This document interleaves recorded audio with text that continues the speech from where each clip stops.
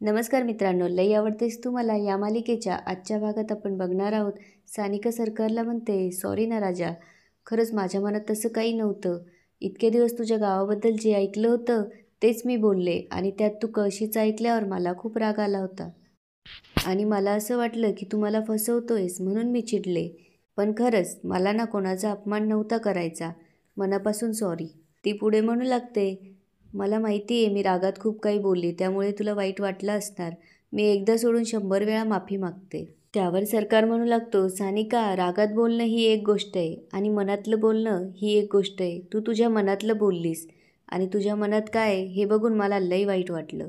त्यावर सानिका सॉरी बोलू लागते, खरंच माझ्या मनात तसं काही नव्हतं. त्यावर सरकार म्हणतो, रागाच्या भरात कोणी एवढं टोकाचं बोलत नसतं. खरं ना मला तुझ्यासंग बोलायचंच नाही आहे, जाऊ दे.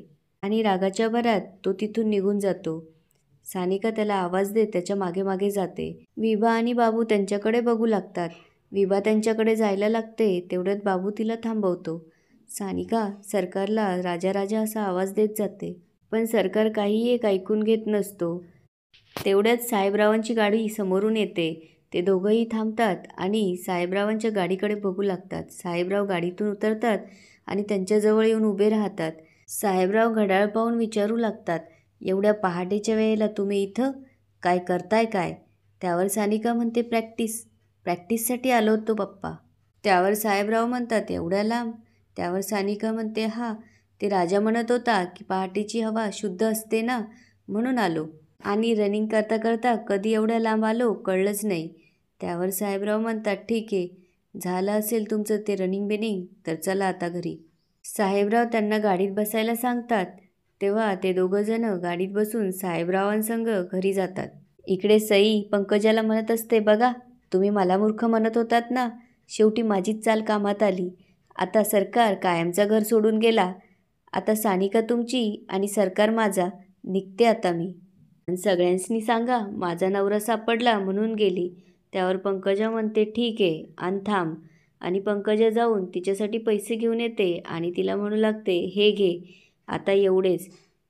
एकदा का माझ्या ताब्यात आलं ना सगळं तर अजून देईल. त्यावर सई म्हणू लागते, नको नको, मला जे पाहिजे होतं ना ते मला मिळालंय. ठेवा तुमच्याकडंच. तुमच्या होणाऱ्या सुनेला साडी घ्यायला कामात येईल. आणि मी निघते असं म्हणून सई तिथून निघून जाते. सई इकडे येऊन घरी परत जाण्यासाठी तिच्या कपड्यांचं गाठोडं बांधू लागते. इकडे साहेबराव, सानिका आणि सरकार घरी येतात आणि गाडीच्या खाली उतरतात. साहेबराव सानिकाला म्हणतात, तू का थांबलीयस, चल. त्यावर सानिका म्हणते, हो पप्पा येतेच. ती सरकारशी काही बोलणार तेवढ्यात सरकार तिथून जायला निघतो. ती राजा राजा आवाज देत त्याच्या मागे जाते. तेवढ्यात तिच्या पायात काटा घुसतो आणि ती जोरात ओरडू लागते. सरकार तिच्याकडे पळत येतो आणि तिच्या पायातला काटा काढू लागतो. सई इकडे सगळ्यांना मी जाते सांगण्यासाठी येते. तेवढ्यात तिचं लक्ष सानिका आणि सरकारकडे जातं.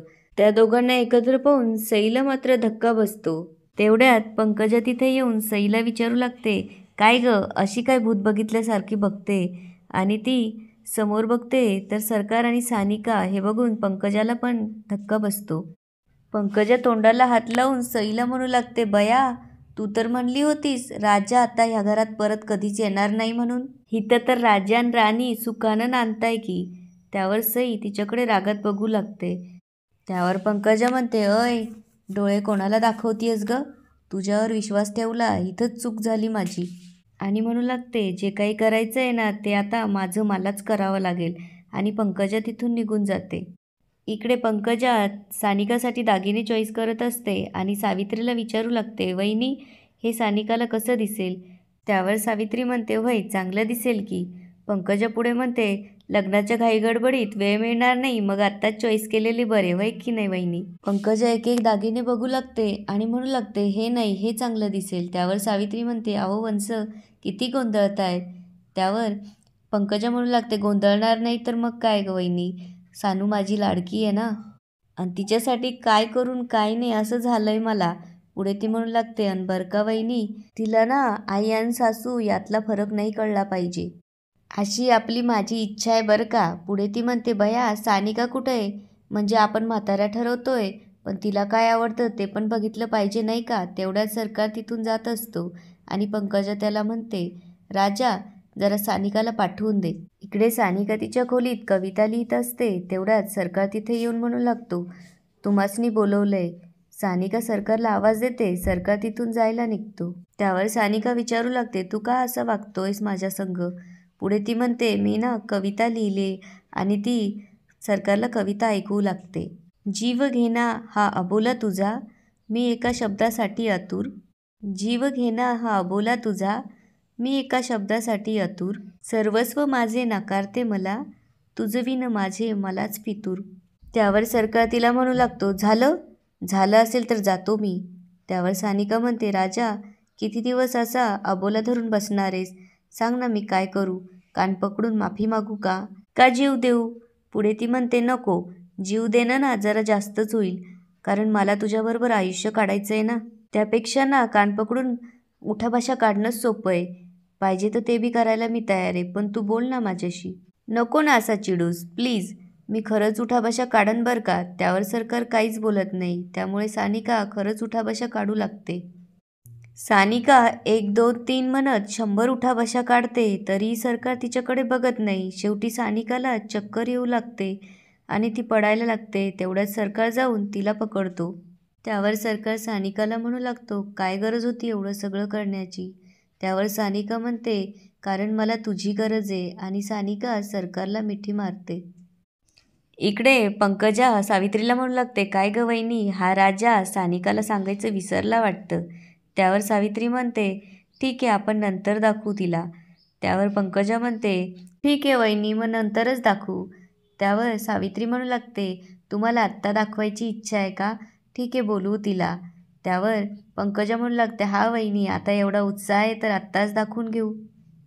आणि ती म्हणू लागते, असू दे, पण तू कुठं आता सानिकाला वरती बोलवायला जाणार नाही का? त्यावर सावित्री म्हणते, अहो वरती बोलवायची काय गरज आहे, फोन करू की तिला? आणि सावित्री तिचा फोन शोधू लागते, पण तिथे मोबाईल नसतो. त्यामुळे सावित्री म्हणते की मीच जाऊन तिला बोलवून आणते. आणि सावित्री सानिकाच्या खोलीत तिला बोलवायला जाते. सावित्रीचा मोबाईल पंकजाकडे असतो. तिने तो उशाखाली लपवलेला असतो. मुद्दामच सावित्रीला ती सानिकाच्या खोलीत पाठवते. सावित्री जेव्हा सानिकाच्या खोलीत तिला बोलवायला जाते, तेव्हा सानिका आणि सरकारला बघून ती सानिका असं जोरात आवाज देते. सावित्री त्यांच्याजवळ जाऊन सरकारला म्हणू लागते, तू जा, मला हिच्या संग बोलू दे, आमासनी जरा एकटं सोड. हे ऐकून सरकार तिथून निघून जातो. सानिकाची आई तिचा हात पकडून विचारू लागते, हे सगळं काय होतं सानिका? तरी मला ना संशय होताच. त्यावर सानिका म्हणते, सॉरी मम्मी, ते मलाच नाही कळालं ग, कसं कधी. त्यावर सावित्री म्हणू लागते, बोलताना लाज कशी वाटत नाही तुला? अगं सर्वेश संग लग्न होणार आहे तुझं. त्यावर सानिका म्हणू लागते, मम्मी अगं सर्वेश चांगला आहे, पण माझं सर्वेशवर प्रेम नाही आहे, माझं राजावर प्रेम आहे. त्यावर सानिकाची आई म्हणू लागते, ह्या घराचे ना काही नियम आहेत आणि ते तुला चांगलेच माहिती आहे ना. हे पाऊल उचलण्याआधी तू एकदा सोडून 10 वेळा विचार करायला हवा होतास. त्यावर सानिका म्हणते, प्रेम विचार करून होत नसतं ना मम्मी. त्यावर सानिकाची आई म्हणते, अगं अंदाज तरी आहे का ह्या सगळ्यांचा काय परिणाम होईल तो? पुढे ते म्हणू लागते, तू पप्पांचा विचार केलास, त्यांच्या इज्जतीचा विचार केलास का?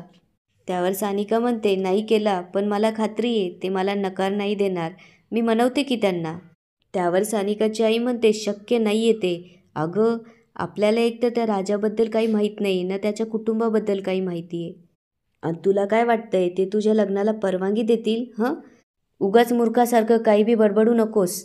त्यावर सानिका म्हणू लागते, मम्मी मी राजावर प्रेम करते आणि मनापासून प्रेम करते. मी फक्त न फक्त राजाची आणि तो माझा. या ठिकाणी आजचा एपिसोड संपतो. आता पुढे काय होणार ते बघूया उद्याच्या एपिसोडमध्ये. धन्यवाद.